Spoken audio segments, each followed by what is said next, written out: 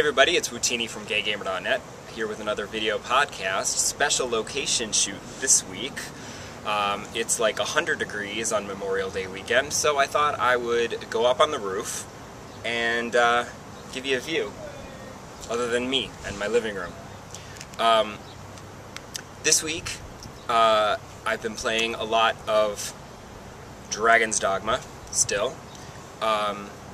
It's getting better, but it was really hard in the beginning. I feel like the difficulty spiked a little too quickly, and I felt like it finally evened out, and I was doing a little better, and I wasn't sure if maybe I'd leveled up enough, or if maybe I was actually just getting the hang of the combat. But now I'm thinking that I had just leveled up enough, and I hadn't gotten the hang of the combat, because now all of a sudden, like, I was doing just fine, and then I'm like, oh, okay, I'm gonna go on a mission, and I have to leave the capital city and go to another location, and annoyingly, there are roaming bandits, and they are like the hardest freaking things ever. Like, oh, a giant troll? No problem. I can take out a giant troll after taking out a crap ton of reanimated skeletons and zombie soldiers. Give me a troll, no problem. Take it out. Whatever. Handful of roaming bandits on the street, they kick my ass. I don't know what's up with that. It's very rude.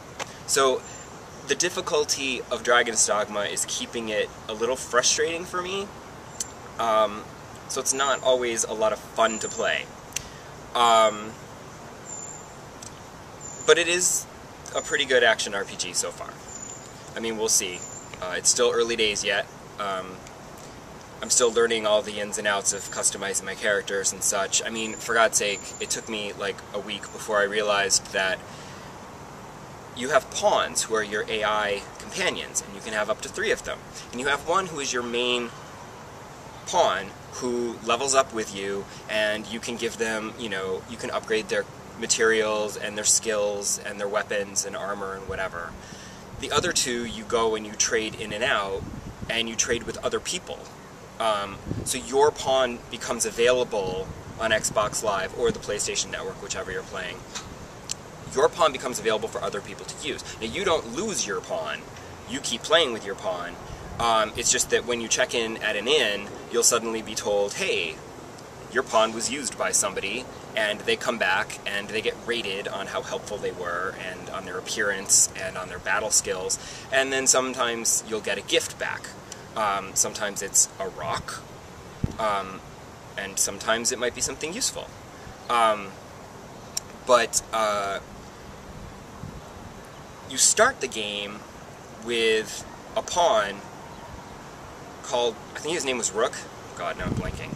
But you start with this pawn, and then it's after a little while you create your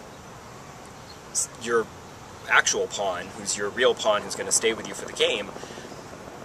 So I kept playing with this guy, not realizing that everyone else, we're leveling up, and he's still like level 6 or whatever, and I'm like, oh, that's why you keep dying all the time.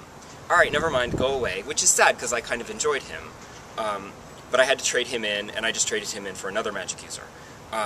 It's just kind of funny, because you wander around, and there's certain areas in the city where, like, there's just pawns wandering aimlessly, and if you just like the look of somebody, I mean, I saw this one warrior, and I just thought he was kind of hot, so I'm like, oh, somebody did a good character design job there. I will recruit you. And as long as you're recruiting at your level, it doesn't cost anything. Otherwise, if you want to recruit somebody who's a little bit ahead of you, you have to spend rift crystals, sorry. Probably should have looked all this up before I started doing this podcast, so I would sound a little more intelligent. Whatever, my brain is like Swiss cheese. But the whole, like, switching around of pawns is a very interesting aspect, where basically you're going to do a mission, and then when you get back, you're going to want to swap those pawns out for somebody new, because they won't level up with you, and you might have leveled up once or twice during the mission. So I'm playing Dragon's Dogma. I thought about briefly getting Mario Tennis on the 3DS, because it looks like fun, and I haven't had a good 3DS game in a while, so I was like, And then I remembered that next week, Theater Rhythm Final Fantasy comes out, and I was like, well then, no, there's no point. Like, I'm not going to go and buy Mario Tennis, play it for a week, and then put it away for however long it takes me to play and get bored with Theater Rhythm. So my pre-order is in on Theater Rhythm. Unfortunately, I don't think I can finish enough online surveys and get my $25 GameStop gift card in time to get that. So I think I'm going to have to actually pay for the rest of that with my money. But when I finish enough online surveys, I'm real close. I'll get that $25 gift card, and that's when I'll go back to GameStop and I'll buy the Mario Tennis, like in a few weeks, or whatever, in a month, whatever. Because I know that my friends are getting it, and I know some friends who have it or are going to get it, and then it would just be fun to play online with people. Because I think I could handle playing tennis online with people. Like fighting games, not so much. I am really bad at those. But something like tennis, come on. Hopefully. That's why I didn't get Mario Kart, and because I sucked at Street Fighter online on my 3DS playing with people, and I never bothered with Mario Kart because I'm not good at racing games. But I feel like I should be able to handle tennis. I don't know. We'll see. That's enough for me. It's really hot and sunny, and I will see you next week. Bye!